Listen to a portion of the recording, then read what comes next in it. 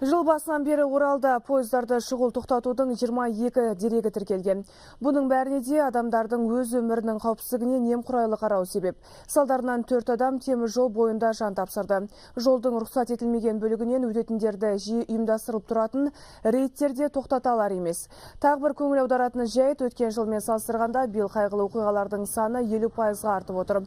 Осы мақсатта ұйымдастырылған кезекті шара барысында Орал желілік полиция бөлімінің қызметкерлері бірнеше тұлғаға қатысты әкімшілік хаттама толтырды. Жалпы жыл басынан бері 710 адам жауапкершілікке тартылған. Ережені қайталап бұзғандар 5 айлық есепті көрсеткіші көлемінде айыппұл төлейді.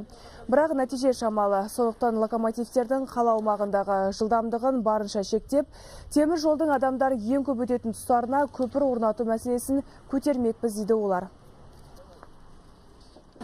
Өтуінде дұрыс емес қойында көп переезден алыс көп бізге айналып өткен орысымызбен алыс тіке өтіп кетеміз қарап өтесің жан жағын пойызға жатсаң өтпейсің пойыз жоқ боласың өтесің. В прошлом году, если пострадало 5 лиц. Былтыр соңы қайғылы аяқталған 2 оқиға тіркелсе, биыл оның саны 2 есеге артып отыр. Осы фактілерді саралау нәтижелері мұндай жағдайларға ең алдымен азаматтардың өздері кінәлі екендігін көрсетіп отыр.